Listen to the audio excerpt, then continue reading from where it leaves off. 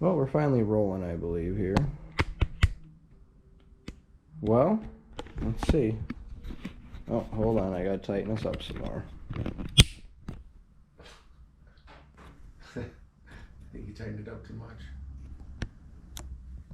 I'm not doing anything. I can hold the fucking thing. Well, we're gonna get JMO a new tripod. That's where we're gonna start this day off as, because this tripod's about had it from us flexing it all over the place. Well, the nice, wonderful part is you guys get to see a couple new projects. Well, one of them is Brian's. What's up? So we ended up issues with his daily driver Suburban. So we figured, oh, we'll just pull it apart, put the motor in a different truck. And then we ran into another problem when Ryan pulled the valve cover. We figured out why it's had such an oiling problem its whole life. You want to show them the fantastic heads? It is bad. The water's in it because I had him pressure wash it while I was at work. But this is us after digging and digging out. This is why you change your oils, guys. If somebody wants a Christmas present, I mean, I'm willing to ship it, I guess. It is a rough set of 862s here. So, that is after scraping the valve covers here. So we ran into a problem. But the nice part is, we swung down and grabbed a gasket set. And now we're going to put his old 5.3 he's had for a year together. Yeah, there's some surface rust on there we got to clean up yet. But it's getting new gaskets, head studded, and a brand new high volume oil pump. So we're going to take you out to the truck because we already yanked the motor out of it. The old motor is actually over here. Good old 110 horsepower Vortec 350.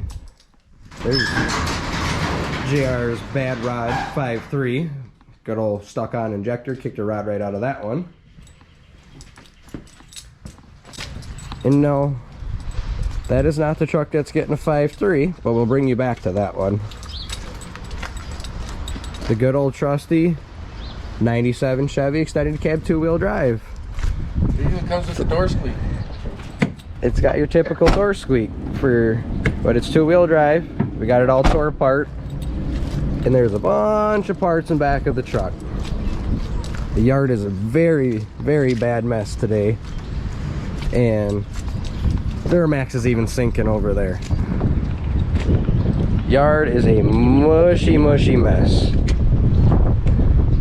So, we also got another surprise over there. We'll dig into that here in a couple minutes. As you can tell, I dug JR's truck out today.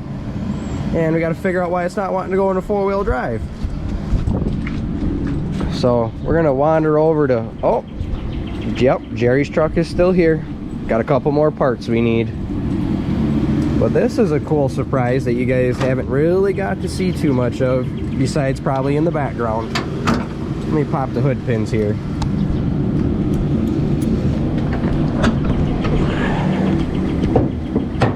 And it's another LS swap square body. Bolted to a turbo 350. It's got 2010 Camaro headers in it, 2010 electric fans and radiator, all mounted in, cool air intake. Nothing too fancy. One of JMO's wonderful harnesses on here, of course. Computer down in there, good old 411. Got some interior work to do on this truck, and we are converting it over to a dually. Got some more interior we gotta do and some more wiring, but it's turnkey and runs.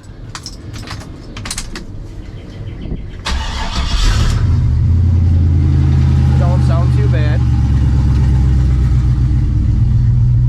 It's got 2.5-inch true duals and the Flowmasters. We got to take it up and get dual tailpipes put on it, but we got a good running motor in it now after we had the whole bad rod situation on first startup. But it is turnkey and runs good. So we're gonna get it converted over to a dually in the next week or so here, hopefully. But purrs like a kitten. Of course, high mile 5.3. Nothing too fancy on this one besides the new water pump.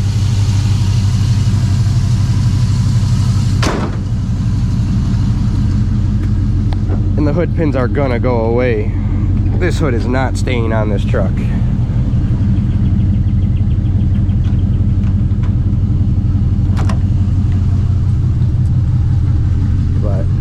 it runs good.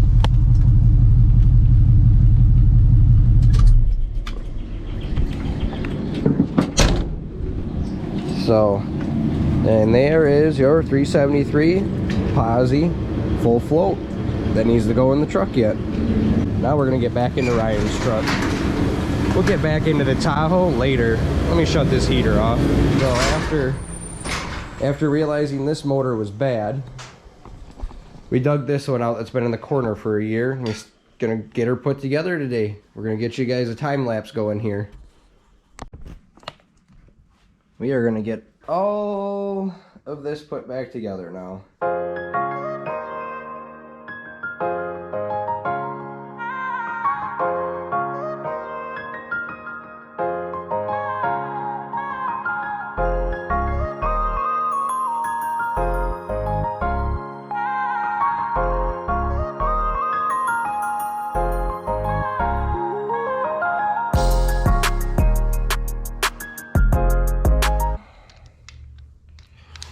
We ended up putting a new a cam retainer plate in here because we ran into this issue before in the Caprice that you guys seen earlier on the channel last summer.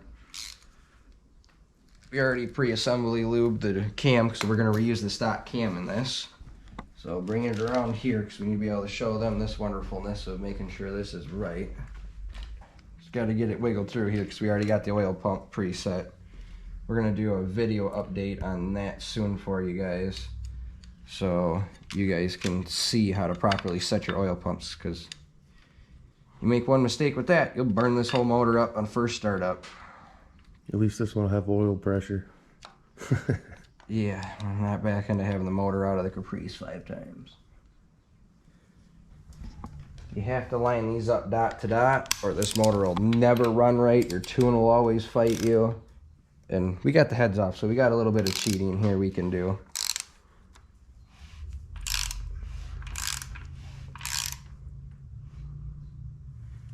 So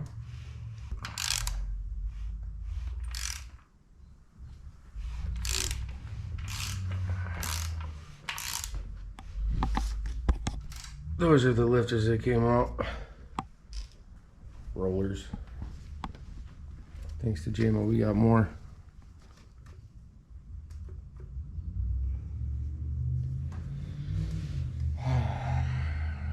How we looking, Coda?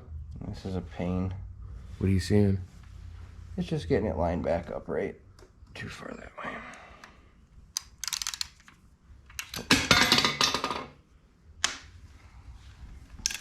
So we got to get it back up to TDC. Yeah, see we got it a tooth off. That's top dead center there. Yeah. I can see the mark in there. And come just a tad bit more right there. So you can, it's kind of hard to see down in there, but there's a little mark that looks just like the mark that's on the cam there, that little round circle. And you got to line them up perfectly or you'll fight and fight and fight because this will never run right. And this ain't no high horsepower application you got to worry about. So When was the last time you screwed that up? I know that not to do it because I've played with enough old school small blocks. And we got it lined up good now. You always want to replace that retainer plate because you'll lose oil pressure. We had a fight to get that one. Yeah. And always buy the one with the new bolts because a lot of the new update is the tapered bolts, and a lot of your 99 to 03 motors are what we call the flat plate ones because they don't have the tapered torque spit screws in them. They take 10mm headed bolts. Yes, there is torque specs on the cam to hold the cam in, but we're nervous on this motor as it is because it's sat open for so long. So tight is tight. How many Ooga Duggas would you say it takes? And I believe it's only 25 foot-pounds technically that holds the cam in. So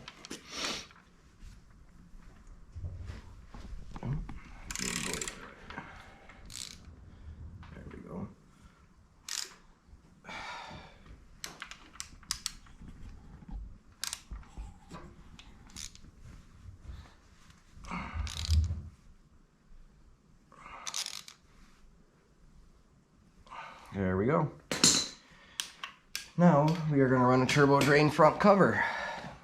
So we're going to work on that next.